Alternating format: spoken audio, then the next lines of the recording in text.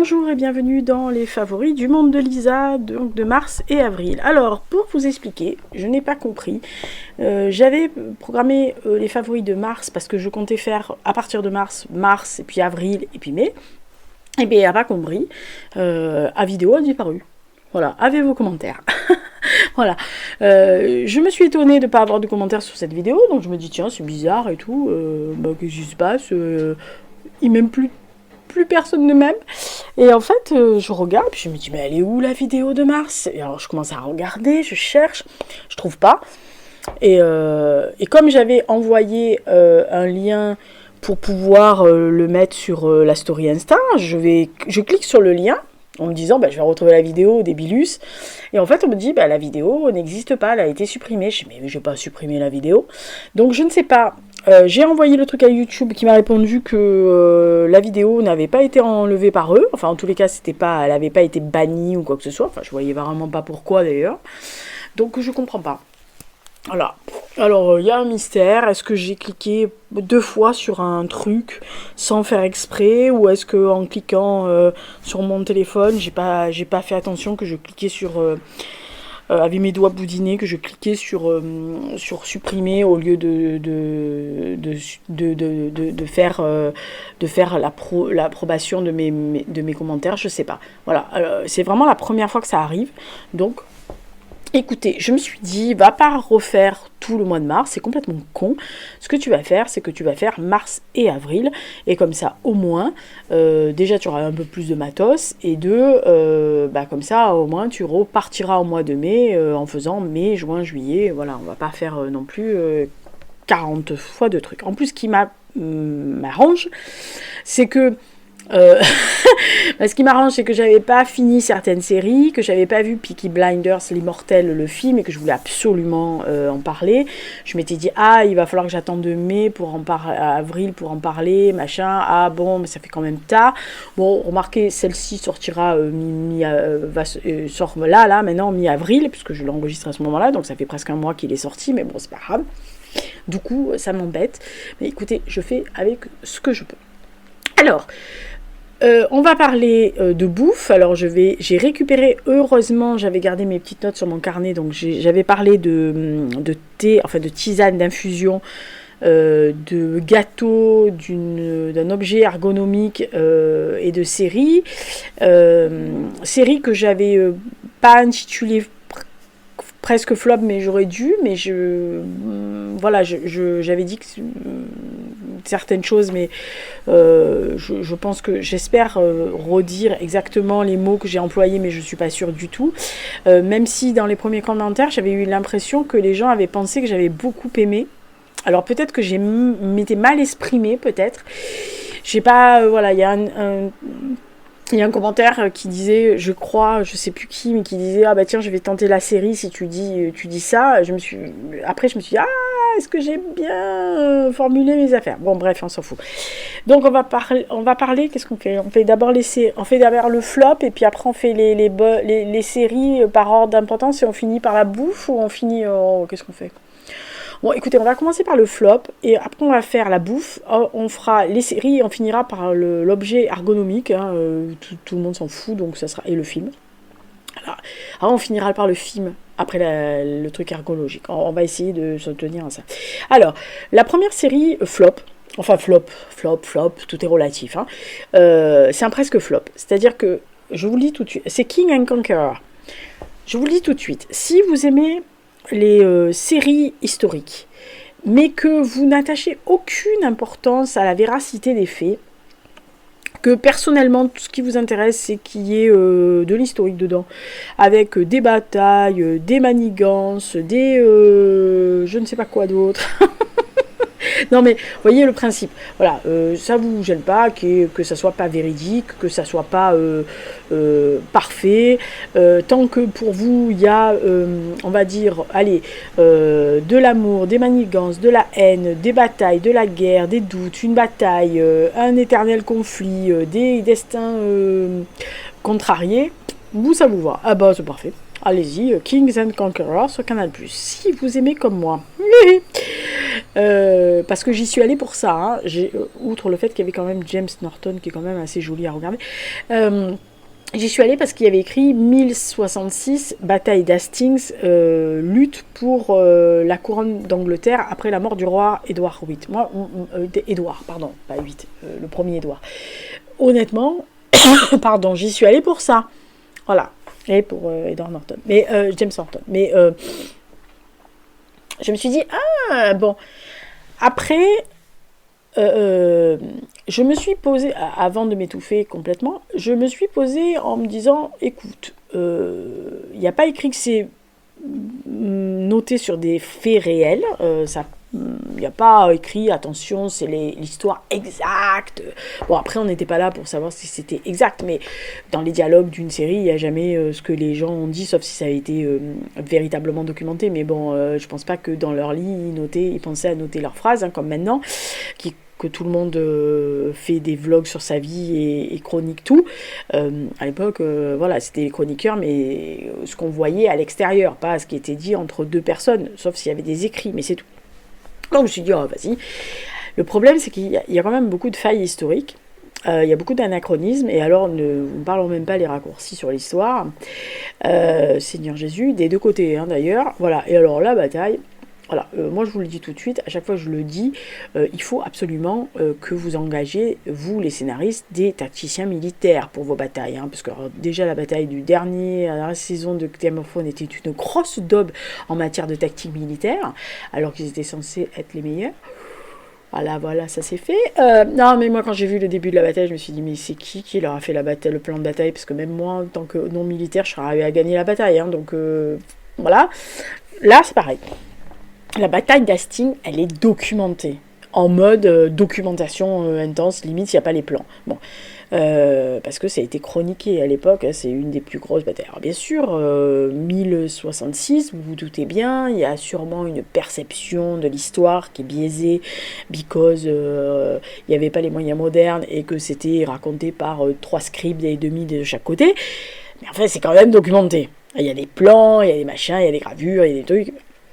Là, qui c'est qui a fait le plan de bataille, quoi? Qui a fait le plan de bataille pour la série? Enfin, je me pose la question, moi, je sais pas. Alors, je vous dis, si vous aimez les séries historiques sans relief, vous y connaissez pas grand-chose et vous en avez rien à carrer, elle est très bien, cette série. Il y a des bons acteurs, c'est bien joué. Ça surjoue un peu parfois, mais c'est pas mal joué. Il y a Clémence Poésy qui est mignonne comme tout.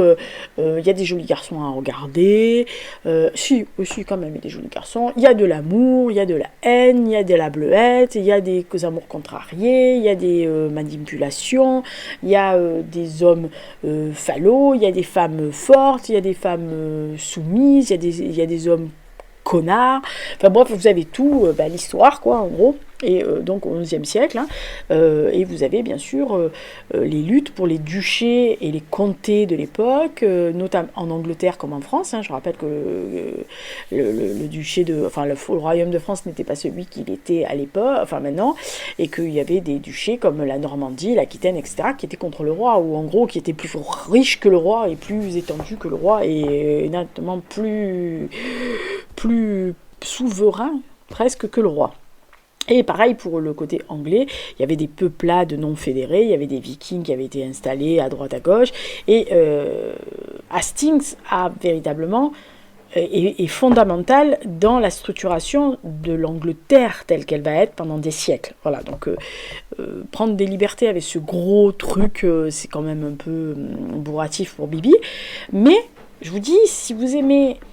Si tout ça, ça vous passe par-dessus la tête, franchement, la série est bonne. Elle fait son job, c'est tout. Bon, après, c'est un peu propre quand même pour l'époque, mais ça va. Voilà, bon, après, on va pas non plus demander aux acteurs de se rouler dans la boue pour faire plaisir à Bibi. Donc, voilà. Mais je vous dis... si on fait abstraction de tout ça, et moi, si à un moment donné, je me suis dit, je vais finir la série quand même, parce que je veux savoir jusqu'où ils vont. J'ai fini la série en me forçant à un moment donné, en me disant, arrête avec ça, tu sais ce qui s'est passé, donc tu fais comme si tu ne savais pas, et tu regardes. Point. Ah bah, ça se regarde. Voilà, ça se regarde. Mais c'est un presque flop, c'est ce que je vous dis. Alors, après, qu'est-ce qu'on fait? On fait la série que j'ai finie en entier, qui est vraiment très bonne et vraiment très agréable, mais où il y a des petits trucs où on va faire la série. Bon, écoutez, on va le faire dans l'ordre où je les ai vus parce que ça, sinon après je vais m'embrouiller. Alors, j'ai vu Young Sherlock, pardon, sur la très horrible plateforme Prime Video. Elle est affreuse cette plateforme. Donc, c'est la base de la série littéraire jeunesse d'Andy Lane sur les aventures du jeune Sherlock Holmes. Donc il a 19 ans, il est à Oxford, il fait ses études, il rencontre un camarade qu'il aime beaucoup, avec qui il devient assez bien ami, qui est James Moriarty. Ah bah oui, moi j'aime bien Moriarty. Qui va devenir son futur ennemi, hein. On est meilleur ennemi d'ailleurs. Mais bon, bref, là dans la série ils sont copains comme cochons. Et il y a un meurtre, et donc forcément Sherlock, enfin le Young Sherlock, donc va venir, alors qu'il est un peu foufou, machin. Il est bien plombé par des problèmes de famille. Enfin, ils ont des problèmes gros comme le Grand Canyon quand même. Il va essayer de démêler les fils, et il va en fait se retrouver mêlé à une espèce de conspiration. Notamment menée par son père, qui va l'amener à faire des révélations sur sa famille, sur sa vie, sur d'autres choses, etc. Alors, une fois qu'on a dit que la meilleure série de tous les temps sur Sherlock était celle avec Benedict Cumberbatch, on a tout dit, on va pas y passer la nuit, on est bon. Le seul truc qui m'a amené à regarder ça, c'est le réalisateur et le producteur. Oui, je sais, ah bah ça va, hein. Guy Ritchie. Ah oui, alors ceux qui sont allergiques à Guy Ritchie, n'y allez pas, hein, on est bien d'accord sur la question. Moi, Guy Ritchie, je l'aime même dans ses navets. Et Dieu seul sait que le roi Arthur, comme navet, ça se passe quand même là, même si ça contrebalance avec le fait de zioter Jude Law, qui est même pas beau dans le film, et qui a absolument un rôle absolument horrible, mais et Charlie Hunnam est quand même... voilà, il y a deux choses jolies à regarder, mais le reste, c'est une catastrophe. Mais moi, j'aime Guy Ritchie, j'aime sa façon de faire, en fait, c'est sa sauce habituelle, hein. C'est une réalisation qui pète, ça boum boum, ça virevolte, ça se bastonne, il y a de la musique moderne au milieu, c'est très violent, c'est très sanglant, c'est très gore des fois, souvent, beaucoup. Notamment dans Mobland, il y a des scènes qui sont très très très très gore. The Gentleman, pas loin. D'ailleurs, on attend la saison 2 comme le Messie. Et qu'est-ce qu'ils foutent Netflix? Ils vont nous la lâcher la saison 2 de The Gentleman, ou ils attendent la Noël? Faut qu'ils l'ont annoncé dans la bande-annonce, ces enfoirés, ils n'ont pas mis la date. Ils avaient dit 7 mars et puis on l'a toujours pas vu arriver. Donc, c'est vraiment très agréable si vous aimez Guy Ritchie. Alors, moi j'ai lu les livres d'origine. Voilà. Quand j'avais une quinzaine d'années, on m'a donné à les lire parce que Sherlock Holmes, c'est Sherlock Holmes. Moi j'ai beaucoup aimé, j'ai aimé la série. J'ai aimé bien les films de Guy Ritchie avec Jude Law et... Ah, voilà, ça y est. Vous voyez qui je veux dire. Ah, ça me revient pas cet acteur, c'est pas possible. Downey Jr. Voilà, Robert Downey Jr. Et bon, il y avait des bons et du moins bon dans les films, mais voilà, il connaît son petit Sherlock illustré.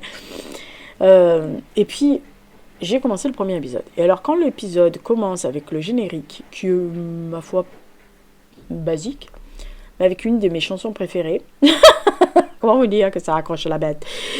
Days Are Forgotten de Kasabian. Kasabian version Tom Meegan. Parce que moi, depuis qu'il n'y a plus Tom Meegan comme chanteur, ils ont dégagé Kasabian. Ils produisent que des trucs vraiment basiques.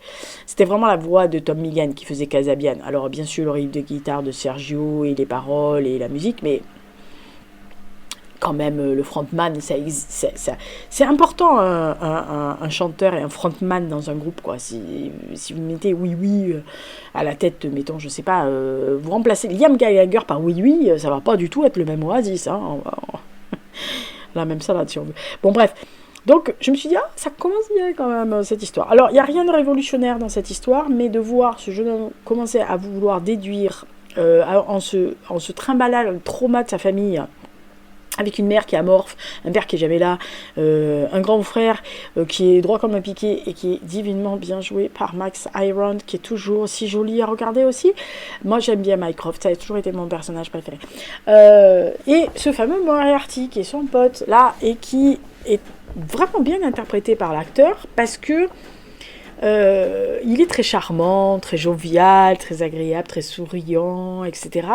Mais il a des regards par moment, quand vous captez le regard de l'acteur, qui le joue, hein, évidemment, il a ce côté très ambigu, très menaçant dans le regard, et moi j'ai bien aimé ça. C'est-à-dire que quelquefois, il pose le regard sur Sherlock, et sous ses regards, c'est dehors très aimable, très gentleman, très souriant, vous vous dites punaise des bois, il engrange des trucs, parce que c'est ce qu'on sait, nous. Voilà. Et évidemment, on comprend pourquoi il connaît si bien Sherlock, c'est qu'il connaît toute sa famille, qu'il a passé du temps avec lui. Voilà. Alors, même si moi, quelquefois, 2-3 fois, j'ai levé les yeux au ciel en me disant non, là, tu en fais un peu trop. Il n'y a pas que lui qui réalise. Hein. Voilà, mais vous en faites un peu trop. Mais j'ai passé un très bon moment parce que les acteurs ont l'air de s'amuser comme des petits fous. C'est très Dick Ritchie, hein, donc ça pète de partout. Il y a des arrières sur l'image, il y a des bastions, il y a des explosions, il y a des décors délirants. Alors l'entrée dans Paris avec cette espèce de plongée en cartoon dans les rues de Paris, vraiment cartoonesque, moi ça m'a fait beaucoup marrer. Je sais qu'il y a des gens qui n'ont pas du tout apprécié, mais moi j'ai aimé. Constantinople de l'époque, j'ai beaucoup aimé aussi. Donc voilà, il y a des clichés, il y a des trucs, mais... Et puis le fait que... Alors le personnage principal est joué par, je me rappelle plus comment il s'appelle, mais il s'appelle Hero, je sais pas quoi, Fine, qui est donc le neveu de Joseph Fine, qui joue son père dans la série, et de Ralph. Il a tiré plus de Ralph que de Joseph, hein, et il est assez choupiné. Bon, c'est pas le plus beau garçon du monde, mais il est choupinesque, voilà. Il est très expressif. En plus, donc en fait, il a ce côté un peu... oui, il est très expressif. Vraiment. Il fait plus Benedict Cumberbatch dans ce côté un peu... avec ses grandes mirettes de temps en temps, qui fait des trucs complètement hallucinants avec son visage, plutôt que de Robert Downey Jr., qui était quand même beaucoup plus placide, plus carré, quoi. Voilà. Donc vraiment, j'ai passé un bon moment, sauf que c'est gâché par la plateforme Prime qui me coupe la chic toutes les 2 secondes. C'est très énervant. Ils font une mise à jour, ils demandent une mise à jour, ils vous coupent tout le truc, ils arrêtent sur l'image. Enfin, ça repart pas au début. Enfin, voilà, cette plateforme est vraiment un boulet. Mais sinon, j'ai passé un bon moment. Ensuite, je me suis attaquée à la saison qui est arrivée, à la 2e saison de Paradise sur Disney+. Elle est arrivée le 23 février. Moi, j'ai attendu qu'elle y soit en entier. Pas pour le regarder en binge one à la suite parce que je n'aime pas ça. J'aime bien regarder un épisode tous les 3-4 jours parce que j'aime bien prendre le temps de réfléchir sur un truc, surtout sur celle-là de série, il faut réfléchir entre deux trucs. Donc j'ai commencé à la regarder le 23 février et j'ai distillé pratiquement jusqu'à fin mars. Voilà. Non, même pas, je l'ai fini, je dois l'avoir fini. Non, je l'ai fini assez rapide. Enfin, j'ai fait 2 épisodes par semaine, c'est pas ça, c'est l'autre que j'ai distillé. C'est Sherlock que j'ai distillé. Mais là, je l'ai regardé, et franchement... Donc, on est dans la 2e saison. Si vous n'avez pas vu la première saison, essayez de vous boucher les oreilles, parce que, en gros, je vais quand même donner des trucs. Si vous entendez une machine qui part, c'est la mienne. Hein. Évidemment, j'enregistre quand je fais des machines. Je suis vraiment désolée, mais bon, j'enregistre les podcasts quand je peux. Hein. Alors...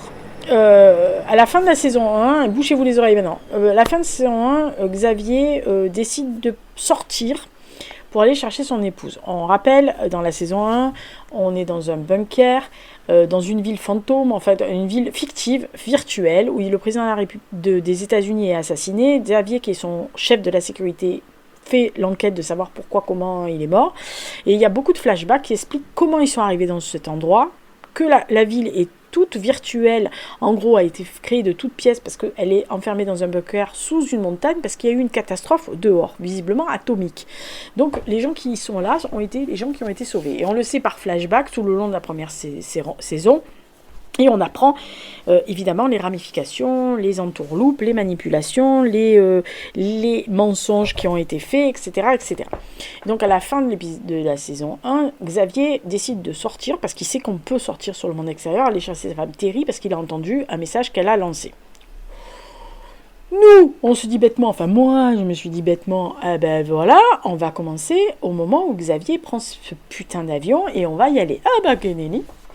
Premier épisode, on tombe dans un épisode où il n'y a aucun des personnages de la série 1, de la saison 1. Et l'épisode est absolument surprenant, mais bouleversant. Mais vraiment. On est avec une jeune fille, une ado, qui s'appelle Annie, qui vit avec sa maman, qui est très malade, qui est vraiment sur la fin, qu'elle aide, donc c'est une personne aidante. Et sa maman, qui est une grande fan d'Elvis Presley, elles habitent pas très loin de Graceland, lui demande régulièrement d'aller visiter Graceland pour lui raconter. Alors qu'elle sait tout déjà d'Elvis Presley, mais elle veut des nouveaux guides qui parlent de petits détails qu'elle ne saurait pas, des anecdotes qu'on lui donnerait en plus, etc. Et cette petite fille, en plus de faire la bouffe, d'aider sa mère malade, etc., et l'école, fait ça. Et un soir, elle rentre et sa maman, je divulgue rien, c'est le premier épisode, hein, elle rentre et sa maman est morte. Donc elle se retrouve seule, et il y a une ellipse où on la retrouve donc dans la peau interprétée par la très belle et surtout très talentueuse Charlene Woodley, qui est parfaite pour ce personnage. En étudiant de 3e année de médecine, parce qu'on comprend qu'elle a voulu faire médecine parce qu'elle n'avait pas pu sauver sa mère et que son but dans la vie c'était de sauver des gens pour compenser le fait qu'elle n'avait pas sauvé sa maman. Mais il lui arrive un truc et elle est obligée d'arrêter ses études. Donc elle se retrouve devant le portail de Graceland en train de pleurer dans sa voiture sur sa vie et sur ce qui s'est passé et toutes les merdes qui lui arrivent. Et l'agence de sécurité de Graceland l'interpelle en gros pour lui dire: Madame, vous ne pouvez pas circuler, vous ne pouvez pas rester garée là. Donc bon, elle s'entame entre les deux femmes, une qui est un tout petit peu plus âgée qu'elle,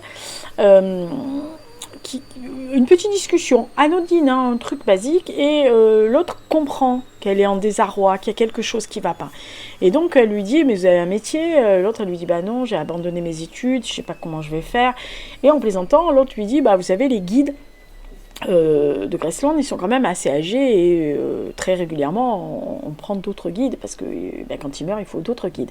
Et donc il y a une autre ellipse, et l'ellipse est faite que on comprend que elle est devenue guide à Graceland, et comme elle connaît tellement d'anecdotes, qu'elle a fait tellement de visites, elle connaît toutes les subtilités des visites guidées, et lors d'une visite guidée on raccroche le wagon de la saison 1, c'est-à-dire qu'on va avoir sous nos yeux ce qui s'est passé sur la Terre, ce que nous, on nous a caché dans la saison 1, qu'on n'a pas compris, qu'on nous a pas tout à fait bien dit. En fait, il y a eu une éruption volcanique dévastatrice qui a plombé le ciel de toute la planète, qui a fait mourir des gens, parce qu'il y a eu évidemment des cataclysmes en chaîne avec des bombes, une bombe notamment atomique qui va exploser quelque part, et qui ont raz-de-marée, tsunami, cendres partout, enfin bon bref, et donc des gens qui vont se réfugier dans des bunkers et qui vont rester très longtemps. Et donc nous on assiste à ça, c'est-à-dire l'annonce faite sur les radios, les téléphones, de dire: attention, rejoignez le bunker le plus proche, il va arriver ça, il y a une éruption, il faut partir, il faut se cacher, etc. Donc nous, on voit ce qui est arrivé, ce que nous, on ne savait pas. On comprend ce qui s'est passé et pourquoi les autres sont partis dans un bunker et pensent que tout le monde est mort au-dessus. Voilà.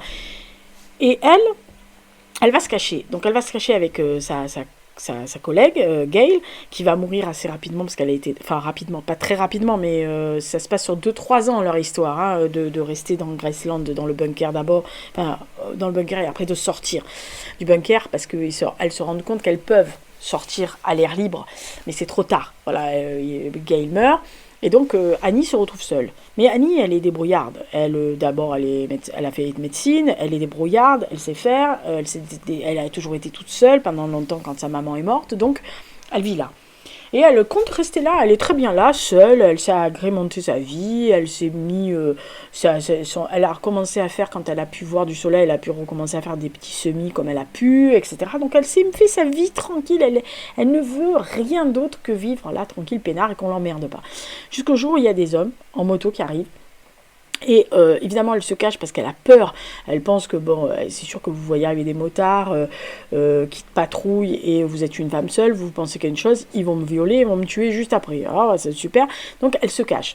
Et au début, elle s'enferme dans le bunker et elle ne veut pas les voir, etc. Et petit à petit, ils vont tous s'amadouer les uns les autres. Elle va se rendre compte qu'ils ne sont pas méchants, qu'ils qu'ils sont là juste pour se poser un moment pour rejoindre ce fameux bunker. Et donc, du coup, nous, ça raccroche tous les wagons.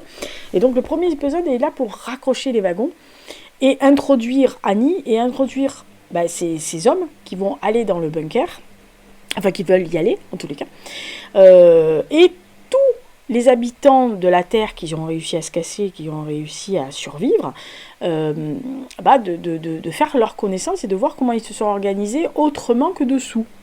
Voilà. Vraiment, le premier épisode est magnifique. Vraiment, et même il est bouleversant à un moment donné, vers la fin, moi j'ai trouvé ça incroyable. Et après épisode, évidemment, les personnages de ce que nous on connaît, Xavier on le revoit, il va faire la rencontre de Annie, donc ils vont décider de partir à la recherche de la femme de Xavier, mais il va se trouver d'autres épisodes, parce que ça se passe sur plusieurs mois, hein. Ça se passe pas de 2 minutes, hein. Les 3-4 premiers épisodes, c'est plusieurs mois qui se passent entre le moment où Xavier part et le moment où Xavier arrive à l'endroit où il doit arriver. Et l'épisode 4 est absolument déchirant, moi ça m'a arraché le cœur, vraiment, et chaque épisode apporte sa pierre à l'édifice, des nouveaux personnages comme des anciens, dans le bunker comme à l'extérieur. Et tout est excellent dans cette série post-apocalyptique, vraiment. Les personnages sont fouillés, ils sont bien construits. La tension est là, que ce soit à l'intérieur ou à l'extérieur du bunker. Il y a toujours des flashbacks qui expliquent, qui apportent de l'émotion, une révélation ou un détail qu'on aurait loupé. Ou quelque chose qu'on ne savait pas. L'image de fin, moi je l'ai encore en tête. Il y a un rebondissement où vous dites putain, c'est pas vrai, maman. Voilà, donc non mais sérieux. Voilà, vraiment il y a la saison 2, enfin évidemment la saison 2 ouvre la saison 3 parce que ça c'est obligatoire, ils vont pas nous laisser comme ça. Franchement, Paradise, saison 1 et 2, c'est un bijou cette série. Vraiment, moi j'ai adoré, vraiment. Vraiment, je suis même en train de me dire si je vais pas me retaper la saison 1 et la saison 2, par exemple cet été, quand on est un peu des fois en congé ou un peu plus, ou affalé sur le parterre parce qu'il fait 42 dans l'appart. Je pense que ça sera pas mal pour faire oublier des trucs. Mais vraiment, très très très bonne série, vraiment. Coup de cœur. Autre série, alors pas coup de cœur, mais que j'ai vraiment beaucoup aimé, c'est Scarpetta. Toujours sur cette horrible plateforme de Prime Video. Alors, je vous le dis tout de suite, moi j'ai lu, à partir de 1990, une quinzaine de livres des aventures de Kay Scarpetta de Patricia Cornwell. Donc, je suis une vieille fan. Vraiment, 15 livres. Après, j'ai trouvé que ça tournait un peu trop en rond, donc j'ai arrêté. Mais j'ai vraiment, vraiment adoré les livres. Et je m'étais attachée à tous les personnages, que ça soit Kay, Pete Marino, Lucy, Benton, même si je ne pouvais pas trop l'enquiller, mais enfin bon, bref. Donc, j'étais vraiment fan. Et quand j'ai vu que la série était portée par Nicole Kidman et où Patricia Cornwell n'avait absolument pas dit quoi que ce soit contre, et même avait participé, en tous les cas avait approuvé la tenue de la série, je me suis dit, bon, quand même, elle n'est pas folle. Alors, ils le disent tout de suite, même sur l'affiche, c'est d'après les romans de Patricia Cornwell. D'après, on ne vous a pas dit, c'est une adaptation fidèle. Hein. Donc, ils ont repris en fait les enquêtes, les nœuds, les ramifications, les personnages, mais évidemment, les personnages, la description des personnages n'est pas pratiquement conforme, presque pas du tout, à ce que nous, lecteurs, on a imaginé. Voilà. Personnellement, ça m'a pas fait tiquer du tout. J'ai été surprise quand j'ai vu la bande-annonce, que je me suis dit, ah bah quand même, putain, ils y vont fort sur Pete Marino. Bon, mais je me suis dit, écoute, c'est d'après des romans, c'est une série qui est adaptée de romans, ils n'ont pas dit que c'était du copier-coller, on va y aller. Surtout qu'il y a 2 temporalités dans cette série, c'est-à-dire que nous, on commence la série, on est à la fois en 2026, donc avec Kay Scarpetta qui reprend du service dans son unité, et d'ailleurs, petite anecdote, Caméo, c'est Patricia Cornwell qui joue le rôle du juge qui l'a fait jurer sur la Bible de reprendre ses fonctions en accord avec le droit et la Constitution américaine. Donc petit clin d'œil quand même, premier épisode, ce qui prouve qu'elle n'est pas contre la série, sinon elle ne l'aurait pas fait, je pense. Et je me suis dit, bon, moi j'aime bien Kidman, donc il n'y a pas de raison. Donc en 2026, elle est là, elle reprend les affaires, parce qu'il y a une enquête qui revient, et sur laquelle elle est alertée. Et en fait, il semble que le tueur en série qu'elle avait arrêté des années avant, enfin aidé à faire arrêter des années avant, resévit. Et elle se pose la question, elle est alertée, elle se dit, est-ce que j'aurais pas loupé un détail qui m'aurait fait condamner quelqu'un à tort? Et donc elle va reprendre l'entièreté de l'enquête initiale avec son vieux comparse Pete Marino, qui entre-temps est devenu son beau-frère, puisqu'il a épousé la sœur qui est jouée par Jamie Lee Curtis, qui est absolument fantastique dans le rôle. Elle est barrée en plein, mais elle est géniale. Vraiment, elle est folle, elle est... J'adore. Et on va suivre donc les deux temporalités. Et l'autre temporalité, bien sûr, c'est 1998, quand se passent ses premiers meurtres, et qu'elle est toute jeune directrice de la médecine légale de l'Institut en Virginie, et qu'elle prend son poste, et qu'elle va donc faire la rencontre de Pete Marino jeune, et de l'agent du FBI, donc Benton, qui va arriver. Évidemment, dans les deux temporalités, chacun des personnages est joué par un autre acteur. Donc Kidman, pour la version 2026, accompagné par Bobby Cannavales qui il joue Pete Marino, alors qui est loin d'être le personnage des romans, parce que Pete Marino il est plutôt en bon point, fumeur, un peu crados. L'autre, pour son âge, c'est un beau mec quand même. Voilà, donc déjà vous dites Bon, Simon Baker joue Benton, alors que Benton est largement plus vieux dans le film, dans les romans, mais bon. Lucie est jouée par une afro-américaine / latino, alors qu'elle est blonde. Là, vous vous dites ah ouais, quand même, tu pousses le bouchon un peu trop loin, Maurice, mais bon.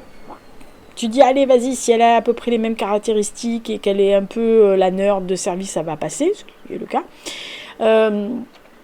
Et dans la version 98, l'actrice qui joue Keke Scarpetta est absolument mais formidable. Moi, elle m'a bluffée. Elle s'appelle Rosie McEwen. Elle est une version, entre guillemets, jeune de Nicole Kidman. Alors, en beaucoup plus de chien d'ailleurs, parce que Kidman à son âge, elle était belle, mais elle n'avait pas ce chien. Là, elle a du chien, la gosse, elle est vraiment belle. Et donc forcément, vous avez Pete Marino jeune, alors qui est joué par le fils de Bobby Cannavales, qui est donc Jake. Je crois que le petit Benton, je crois que c'est un mec qui s'appelle Hunter Parrish, qui est vachement joli, qui ressemble à un acteur anglais qui était dans la série... que j'aime beaucoup, enfin que j'aime toujours beaucoup, et qui a une autre saison qui arrive, de Slow Horses, qui jouait cette espèce de taré là, du agent du MI5, le blondinet là. Donc ils ont des deux temporalités, c'est vraiment bien foutu, franchement. Et on se laisse, moi je me suis laissé prendre, c'est-à-dire que à un moment donné, même mes convictions à moi, des personnages que j'avais pensés quand j'avais lu les livres de Patricia Cornwell, se sont effacés devant les acteurs. C'est bien fait. Et vous avez les secrets qu'elle a avec Pete Marino dans les deux temporalités. Vous avez cette fameuse premier pas et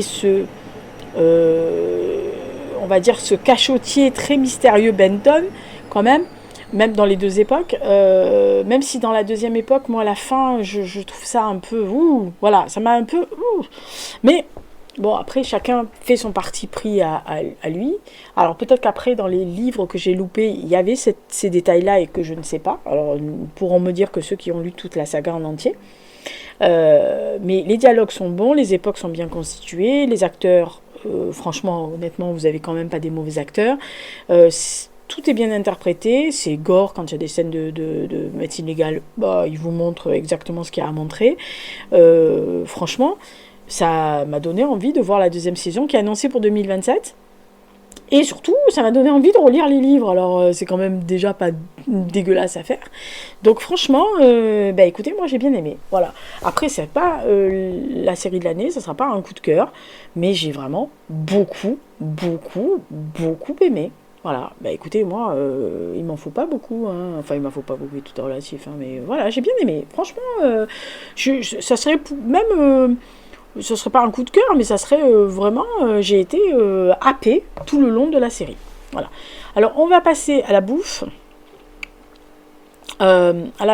Et après on fera l'objet, après on fera le film. Alors, la bouffe. On va y passer vite parce que l'infusion, c'est un yogiti qui s'appelle Choco. Je ne sais pas ce qu'il y a dedans, à part de la cannelle, mais ça a un goût de chocolat. Quand vous sentez, vous avez l'impression d'avoir fait du chocolat alors que c'est pas du chocolat. Et quand vous goûtez, alors ça n'a pas vraiment un goût de chocolat. Ne vous attendez pas à Nesquik, Banania ou à Varouten, hein, calmez-vous. Mais c'est une alternative pour ceux qui n'aiment pas le chocolat ou qui n'aiment pas ce genre de produit de poudre et qui veulent avoir quand même une sensation un peu chocolatée, cannelle, etc. Choco Yoiti, moi j'aime bien. Voilà. Après, moi je suis très thé noir, très thé bergamote. Moi je suis thé. Ne me donnez pas de matcha, faites pas chier avec ça. C'est pas bon. Enfin, pour mon palais, c'est pas du thé. Voilà, moi je suis très thé noir, vraiment du thé fort. Moi, c'est du thé, c'est pas du. Voilà. Et par contre, paradoxalement, j'aime beaucoup Yogiti ou Puka aussi. Ou les éléphants là. Voilà, j'aime bien les tisanes, mais j'en fais pas beaucoup. J'aime bien que la verveine. Voilà, j'en fais peu, mais j'aime beaucoup la verveine. Mais la vraie. Alors j'ai la chance qu'on me fournisse en vraie verveine voilà, séchée. Donc c'est autre chose que la verveine en boîte, hein, on va dire, enfin en sachet. Mais voilà, je suis très seulement parce que je vais aimer ce genre d'infusion. Alors chez Yogiti, mes préférés c'est Joie de vivre et celui pour la digestion qui est très bon aussi. Il y a un grand calme ou un calme nuit calme ou un truc qui est très bon, qui est un peu à la... Non, c'est chez Puka.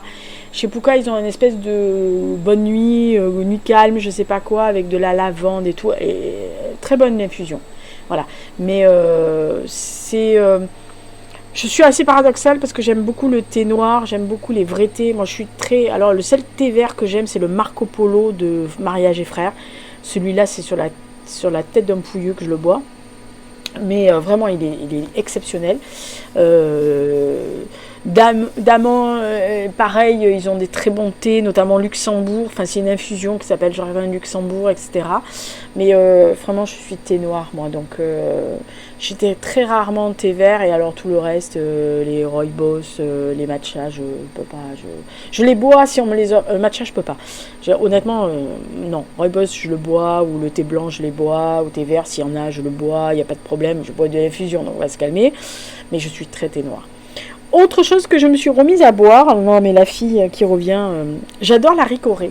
Oui, oh bah ça va. Hein. Moi j'aime bien la ricorée originale, c'est-à-dire sans le lait ajouté dedans, etc. La thé ricorée. Moi j'aime bien la ricorée. Voilà, je suis très ricorée.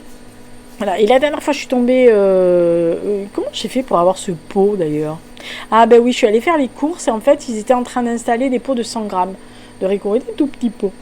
Et j'ai dit, oh, de la ricorée, la débile. Enfin, vous savez, 3 ans d'âge mental. Donc, je fais, oh, j'aimais bien la ricorée, des fois, à 4 heures avec mon pépé et tout. Et donc, je me suis dit, ah, mais tiens, est-ce que ça a le même goût? Ah, ben, oui, ben, écoutez, je fais ce que je peux. Donc, j'achète le pot. Je me dis quand même 100 grammes et tout. Après, je me suis dit, bon, écoute, si tu n'aimes pas, je l'amènerai au bureau. Il y a bien quelqu'un qui aimera le ricorée ou qui aura envie de bouffer de la ricorée. Et bah non, finalement, je ne l'ai pas amené au bureau, je l'ai gardé parce que bah, je me fais de temps en temps ma ricorée et j'aime bien. Voilà, ce côté un peu, ouais, chicorée, avec café, machin, moi j'aime bien. C'est un goût qui me plaît. Donc, ricorée. Et en ce moment, c'est souvent 1 ou 2 ou 3 fois par semaine. Que ça soit à 5 heures pour le tea time ou le matin, le petit déjeuner, je me fais du ricoré. Non mais écoutez, on fait ce qu'on peut quand même. Hein. Voilà, on avance comme on peut déjà. Et autre chose auquel j'ai carburé, alors là, inutile de vous dire que, bah, pareil, hein, en fait, je l'ai gagné. Alors, j'ai gagné avec mes points machin sur mon drive, j'ai pu avoir un paquet de biscuits. Il y avait ça et puis un autre truc qui m'intéressait pas du tout. Donc j'ai pris le véritable petit beurre. C'était un paquet avec, vous savez, sous cellophane, il y en a plusieurs, il y en a 4 ou 5 par paquet dedans. Et il y avait au moins une, je sais pas, je crois qu'il y avait 24 biscuits. Donc je me suis dit, oh ça va me faire un moment, les 24 biscuits quand même, parce que je mange pas un biscuit par jour. Elle est bonne celle-là. Oh, mais moi j'ouvre le paquet de petits lus. Je me rappelais, enfin ça fait longtemps que j'avais plus mangé de petits lus.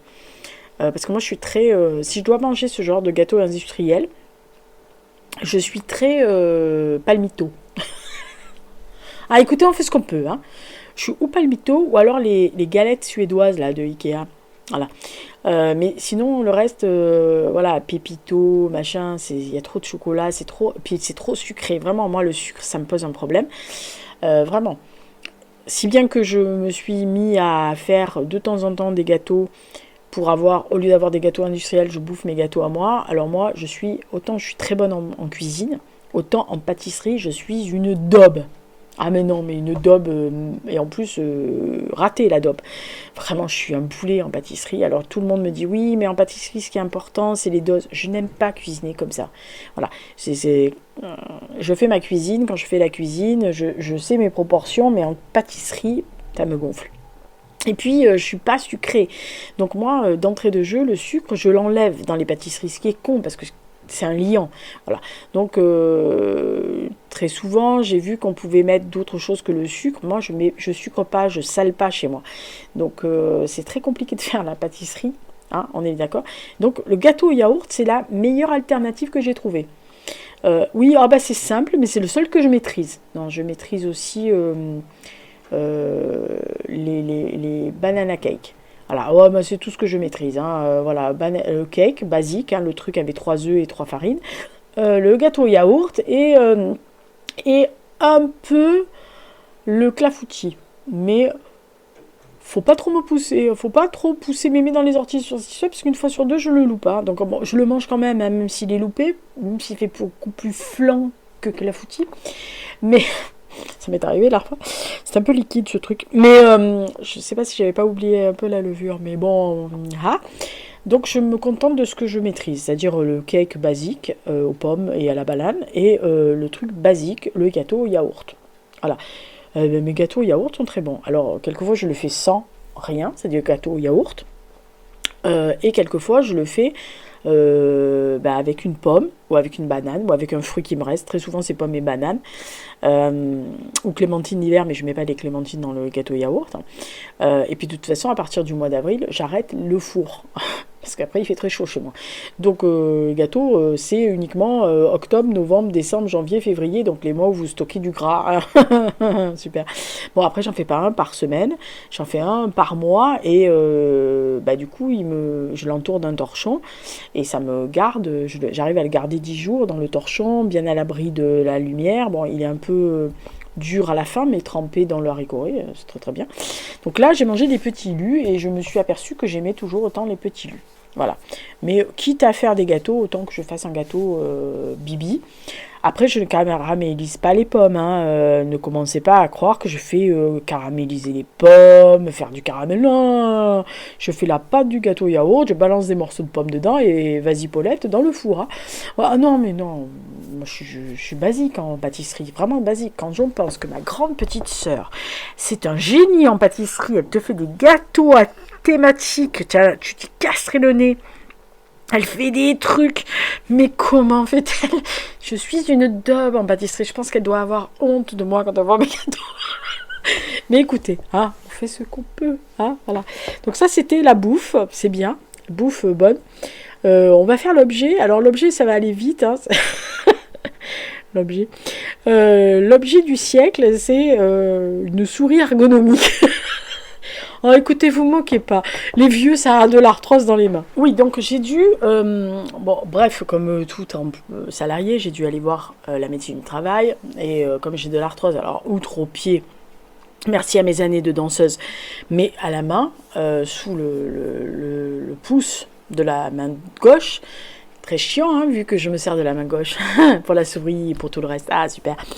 Donc, elle m'a préconisé d'avoir une souris ergonomique. J'étais pas convaincue, je me dis, quand j'ai vu la taille de la bête, je fais, oh là là là là, qu'est-ce que c'est que ce truc? C'est un ovni, ce machin. Donc, on me commande l'ovni, Et je me dis, j'ai tergiversé quand même, parce que je me suis dit, oh là là, est-ce que je dois vraiment? Mais bon, la médecine du travail, quand ils vous prescrivent un truc, il faut le faire, parce que quand vous allez les revoir, ils vont vous gonfler avec cette histoire. Donc j'ai demandé qu'on me la commande, et puis quand c'est arrivé, j'ai dit, ah mais je vais pas l'utiliser cette merde, c'est pas possible, enfin vous avez commandé ça pour rien et tout. Bon. Et puis un matin je me suis dit, oh arrête d'être débile, essaye de ta souris, si ça te convient pas, bon bah tu la rends et on la donnera à quelqu'un d'autre qui la voudra, je le remettrai dans le stock. Et en fait, je me suis... alors c'est bien pensé, vous allez me dire, Lisa c'est normal, hein, c'est une souris qui a été pensée ergonomique pour les gens qui ont de l'arthrose et des problèmes à la doigt, donc forcément c'est ergonomique. Oui mais quand on est débile comme Lisa, on se dit ce truc là c'est un ovni, je vais pas y arriver. Ah bah c'est un vaisseau spatial mais qui me convient très bien. Alors le seul truc c'est que si vous voyez l'image, je vous ai mis que tout ce dont j'ai parlé, hein. Je ne vais pas détailler. Vous le savez, maintenant, je détaille pas objet par objet, sinon ça me prend trop de temps au montage, mais vous le voyez, vous. Si vous voyez, il y a un espèce de petit moitié d'ovale argenté sur la tranche. Alors... Ce truc-là, je ne sais toujours pas à quoi ça sert. Alors au début, je ne savais pas, maintenant je sais. C'est-à-dire c'est pour avancer ou reculer quand vous regardez une vidéo ou vous écoutez quelque chose. Moi, je m'en sers jamais. Une fois sur deux, ce truc me fait sauter de page. Voilà, alors maintenant j'ai compris comment positionner mon pouce pour jamais l'effleurer, cette merde. Mais sinon, c'est top. Voilà. Et la dernière fois, j'ai retesté ma souris normale. Et je me suis dit, putain, mais comment tu as fait pendant des années avec cette souris plate et de pas avoir mal. Alors après, je me suis aperçue, c'est ce que je disais à la médecine du travail, c'est que je ne jouais en fait qu'avec mon index et mon majeur pour cliquer sur les souris et que je ne bougeais pratiquement pas mon pouce. C'est-à-dire que j'avais l'auriculaire qui tenait la souris et qui la faisait bouger de droite à gauche avec les deux autres doigts. Voilà. D'où l'intérêt d'avoir une souris ergonomique. Voilà. Donc là maintenant mon pouce ne bouge pratiquement plus et tous les doigts bougent et elle est hyper maniable. Le seul truc c'est qu'elle est Bluetooth et de temps en temps il faut recharger la bestiole Bluetooth. Donc il faut penser à recharger la bête quand vous n'êtes pas là, ou en tous les cas dans un moment où vous n'en servez pas, parce que sinon le fil est tellement court par rapport à l'unité centrale que vous vous retrouvez comme un con avec la main de l'autre côté du clavier. Enfin bon bref. Mais franchement, c'était une bonne idée. Mais c'est mes favoris du mois, enfin du mois et demi, de 2 mois maintenant, parce que franchement maintenant je ne sais plus quoi faire sans elle, quoi. C'est ma souris. C'est ma souris ergonomique. Voilà. Bon, je l'appelle souris. Coucou souris. Oui, je parle à mes bestioles, hein, je parle à mes objets, hein, donc commencez pas à m'énerver. Ça amuse beaucoup de monde en disant, elle est où ma souris? Enfin, ça amuse tout le bureau. Je suis le clown de service. Et donc on finit par le film. Alors, vous savez quel film, puisque vous voyez à l'écran, c'est donc Peaky Blinders, l'immortel. C'est arrivé sur le 20 mars sur Netflix. Évidemment, la débile y était dès le soir même. J'étais sur le film en mode ne me dérangez pas, même s'il y a une bombe atomique qui passe, laissez-moi finir le film. Je veux savoir ce qui se passe. Donc, ça clôt les 6 saisons de Peaky Blinders. C'est un film qui est très crépusculaire, assez poisseux, qui n'est pas dans la veine de la série parce qu'il est moins rythmé, il est beaucoup plus lent comme rythme, il est beaucoup moins boum boum, baston, tuerie, etc. Mais qui met un point final à l'histoire de Tommy Shelby et des Shelby à Birmingham. Alors nous, on ouvre le film s'ouvre sur le fait que les nazis ont décidé d'inonder l'Angleterre de billets de 5 livres sterling, de pounds, pour évidemment démonter l'économie. Et pendant ce temps-là, donc on est en novembre 40 quand le film commence, et vous le savez, c'est le Blitz, et une bombe tombe sur une usine de Birmingham qui tue toutes les ouvrières, plus de 50 personnes. Et à ce moment-là, on voit arriver le lendemain, puisqu'il y a des choses à récupérer sur place, notamment des armes, le fils de Tommy Shelby, Duke, qui a donc pris la tête des Peaky Blinders et qui est aussi violent, voire aussi barré que certains, mais qui n'a pas le charisme de Papounet et surtout pas la réputation de Papounet. Papounet qui était son vrai père, mais qui ne l'a pas vraiment élevé. Et on sent bien qu'il n'est pas aussi respecté que son père et qu'il n'est pas aussi aimé, même s'il magouille. Il n'y a qu'une seule personne qui lui tient tête, c'est sa tante, Ada, qui voit qu'il s'acoquine avec des fascistes adorateurs d'Adolf Hitler et aidants, puisque en Angleterre, il y avait quand même un parti qui était clairement nazi, et qu'on a vu dans la série avec Mosley. Donc, vous voyez ça arriver, ce truc-là. Et donc, la deuxième partie, c'est Tommy Shelby dans sa propriété, à moitié en ruine, qui parle à ses morts, qui parle à ses tombes, avec tous les gens qu'il a vu mourir de sa famille, et le fait qu'il ait, entre guillemets, un peu perdu la boulette pendant la Première Guerre mondiale, et qu'il parle aux morts, qu'il voit des choses, qu'il ressent les esprits. Alors il faut savoir qu'il est aussi un Rome, puisqu'il est roi des Roms, c'est écrit dans la saison 6, c'est comme ça qu'il est défini à la fin, le roi des Gitans. Et donc, en gros, il est là que pour écrire ses mémoires. Il veut voir plus personne, il ne reçoit plus personne, il n'y a plus que son vieux accompagnateur qui est slash jardinier, slash garde de chasse, slash majordome, slash copain de chambrée, mais qui ne l'emmerde jamais, qui est là pour le protéger. Mais le mec, il veut plus sortir de chez lui. Sa sœur a beau venir lui dire que son fils fait que des conneries, il en a plus rien à carrer, il n'a plus rien qui l'intéresse, tout ce qu'il veut, c'est acquérir la paix de l'esprit. Et nous, on comprend quand on l'entend parler que la paix d'esprit, c'est punaise, pourvu que je rejoigne ma fille Ruby, que je rejoigne les gens qui sont morts, qui me manquent, et le reste, j'en ai rien à carrer. Alors vous vous doutez bien que, évidemment, Tommy Shelby va pas rester dans son manoir à se tourner les pouces quand son fils fait que des conneries.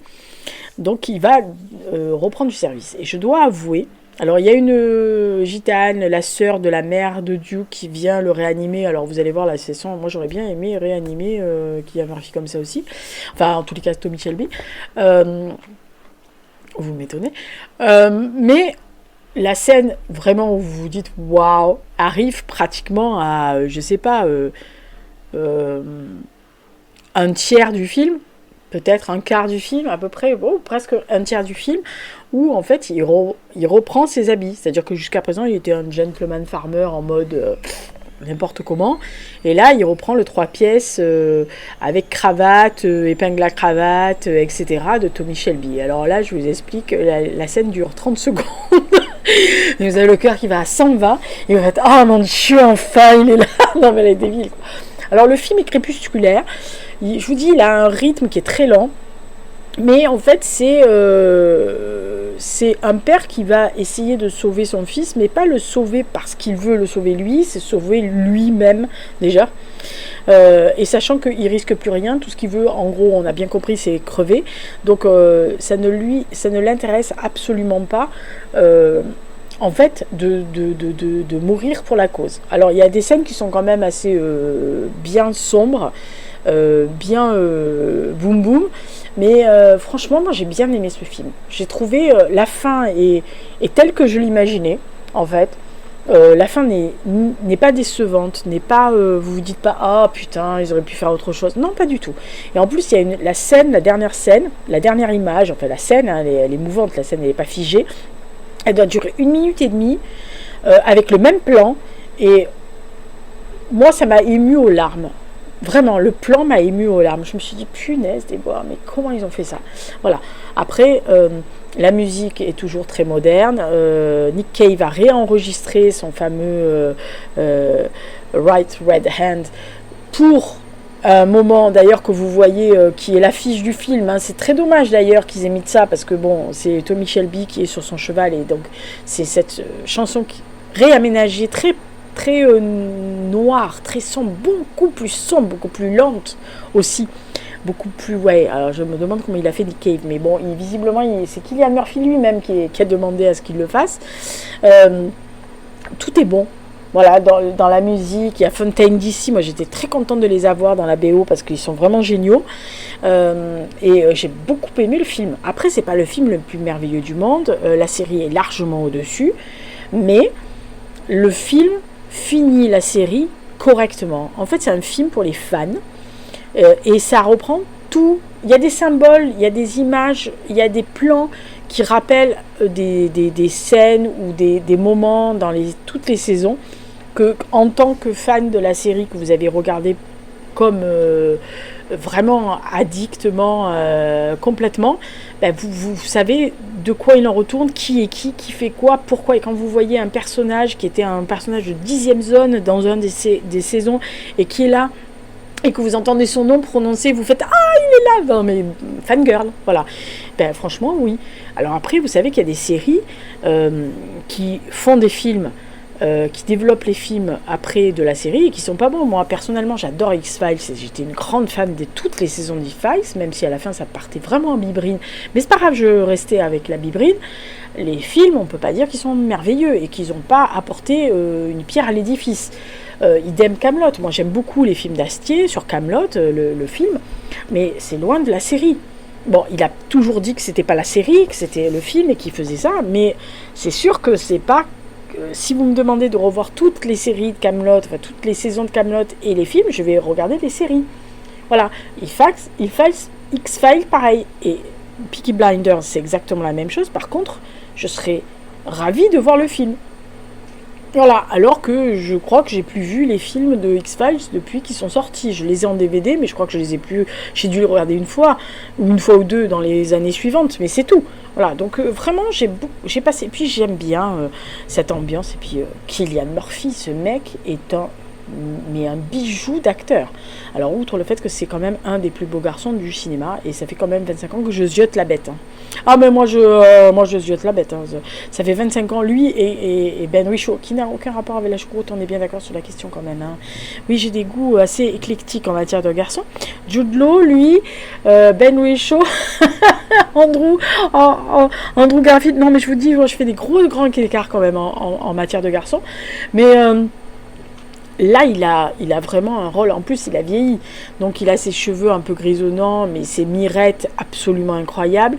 Et puis, il a la démarche. Je veux dire, quand il remonte la rue avec ce costume, etc., c'est lui. Il a fait son personnage et personne ne peut faire Tommy Shelby comme Cillian Murphy. Je pense que vous pourriez prendre d'autres acteurs pour faire les autres rôles, ça pourrait passer. Lui, vous n'y arrivez pas. Enfin, je veux dire, il est tellement emblématique de son rôle que c'est impossible. Après, il a commencé la série bien avant qu'il ait l'Oscar. Et ce n'est que justice qu'il ait un Oscar parce qu'il pourrait en gagner des dizaines avec Peaky Blinders quand même. Voilà. Donc franchement, ça clôt bien la série, c'est bien réalisé, c'est bien foutu, il y a des références là où il faut, l'histoire se tient. La fin est exactement celle qu'elle doit être, vraiment. Mais vraiment. Et écoutez, que demande le peuple de plus que ça? Voilà. Donc ça, c'était les favoris du monde et de l'univers de Lisa pour le mois de mars et jusqu'à mi-avril. Donc, on partira, donc je ferai mi-avril, mi-mai. Et donc je ferai mai. Voilà, parce que mi-avril, je pense qu'à part ça, je ne regarderai rien d'autre. Je voudrais regarder la saison 4 de la méthode Lincoln, qui n'est pas révolutionnaire, mais qui se tient toujours bien. Et j'ai vu qu'il y avait la saison 2 de Hijack, qui arrivait. Donc, je pense que ça pourrait être assez intéressant de voir. Moi, j'aime bien Idris Elba en plus. Donc, écoutez, c'est toujours agréable de regarder un joli garçon. Hein, oui, on est d'accord sur la question. Il y a d'autres séries qui vont sûrement arriver. Bon, on attend alors, j'ai vu qu'il y avait... Ah oui, alors... j'ai vu... Je vous reparlerai de... Oui, peut-être que je regarderai Jack plus tard, parce que j'ai vu qu'arriver. Alors, la saison 5 de For All Mankind. Alors, j'ai adoré les 2 premières saisons. J'ai été un peu plus mitigée sur la 3e, mais j'aimais encore. La 4e... ça a failli pas passer du tout. J'étais très déçue pour la 4e saison, surtout vers la fin. Et là, ils annoncent une 5e, quelques années après. J'ai vu la bande-annonce, et je pense que je vais y aller. Voilà. Parce que vu la bande-annonce et vu ce qu'il se raconte, je vais y tenter. Parce que franchement, les 2 premières saisons étaient vraiment originales. For All the Mankind. Évidemment, j'attends toujours la saison 2 de The Gentleman sur Netflix. Je ne sais pas ce qui foutent cela, mais il avait annoncé, maintenant il va falloir nous le mettre, hein, parce que moi je ne tiens plus de savoir comment ça va gérer entre les deux là, entre Suzy et son compte. Et il y a, bon, il y a d'autres séries qui vont arriver, c'est sûr. Moi je suis pas allée voir le truc des séries, alors ne me demandez pas les séries... TF1, machin, je regarde très très peu. Les seuls trucs que je regarde, c'est Meurtre A sur la 3, parce que ça me plaît bien. À chaque fois, il y a toujours des bonnes histoires, et puis en plus, ça nous permet de voir des paysages qu'on aime ou qu'on connaît pas, des régions qu'on connaît pas ou des régions qu'on connaît. La dernière fois, il y en avait une en Aveyron, et donc bon, moi je connais bien, donc j'ai trouvé ça sympa. C'est juste pour le plaisir. Il y avait les Landes aussi, donc comme je connais le Gers et les Landes, du coup, je me suis dit oh c'est sympa de voir ça parce que voilà, c'est des paysages qu'on connaît, donc on se dit ah je connais. Ou quand on ne connaît pas, ça nous donne envie d'y aller. Donc vraiment, après les séries françaises, il y en a, mais c'est souvent des séries, oui, voilà, comme Meurtre. Ah, moi j'aimais bien au début Alex Hugo, mais je l'ai plus regardé après. Je crois que j'ai regardé les 3 premières saisons, mais après j'ai pas trop regardé. J'aimais bien L'Arc du Crime, mais maintenant ça tourne un peu en rond, donc ça commence. J'ai pas regardé la dernière saison parce que voilà, c'est toujours le côté chien-chat, machin, Cassandre, c'est pareil, ça commence à retourner en rond parce que je t'aime et je t'aime pas et je t'aime et je t'aime pas. Alors c'était Clair de Lune, et clairement tout le monde a peur de l'effet Clair de Lune, c'est-à-dire que, je sais pas si vous vous rappelez, oh les vieux, quand les deux héros de Clair de Lune se sont mis ensemble, la série a dégringolé parce que la tension était le fait que quand c'est qu'ils vont se mettre ensemble, ils se tournent après, ils s'aiment plus, ils s'embrassent, ils se quittent, voilà. Oui, c'est un ressort. Mais au bout d'un moment, le ressort, c'est où vous vous dites aux personnages, bon, allez, maintenant on les met ensemble et on les fait mettre dans le bordel quotidien et ça va être encore peut-être plus marrant d'inventer des conneries, soit on garde et puis après ça s'essouffle. Voilà, donc écoutez, voilà ce que moi ce qui m'a plu, bouffe, objet, série, le flop, enfin le demi-flop, et Cillian Murphy. Oh mon Dieu. Bon, bref, écoutez. On a les soupirs qu'on peut en tant que fangirl, là. Voilà. Écoutez. Voilà. Moi, il m'en faut pas beaucoup pour être heureuse, hein. Non, écoutez. Voilà. Sinon, ah oui, alors il y a quand même une très jolie chose à la fin de Peaky Blinders, c'est qu'ils ont quand même dédié le film à toutes les ouvrières mortes en 1940, en novembre 40 à Birmingham. J'ai trouvé ça très beau. Vraiment, je m'attendais pas du tout à ça, parce que même s'ils ont mis cet événement, ils auraient pu très bien mettre à la fin l'histoire de l'usine est vraie, ça a tué tant de personnes, voilà. Comme très souvent les films vous mettent un petit 2-3 petites lignes pour vous dire qu'effectivement voilà ce qui s'est passé après. Là ils ont carrément dédié le film aux ouvrières et ça j'ai trouvé ça touchant et très très bienvenu. Voilà. Sinon, quoi d'autre Ah si, petit hommage à Bruno Salomon quand même, parce que notre Caius, il va nous manquer quand même. C'est vraiment très con quand même, ce truc. Franchement, il faut qu'ils arrêtent. Hein. Alors en plus, il y a même le Xander de Buffy qui est mort. Non mais il faut arrêter les mecs là, de tuer nos héros, parce que là, on va pas y arriver. Hein. Alors moi, c'était pas mon préféré, Xander dans Buffy, mais enfin quand même, il avait quoi ? Ils avaient mon âge tous les deux, quoi. Non mais calmez-vous les mecs là. Non, arrêtez maintenant, ça suffit les Catambars. On se calme. Voilà. Donc, petit cœur à eux deux, même si ça fait un mois, mais bon, écoutez, les univers sont arrivés à ce moment-là, donc voilà. Mais bon, au moins, il y aura eu un petit hommage. Allez, bisous, ciao.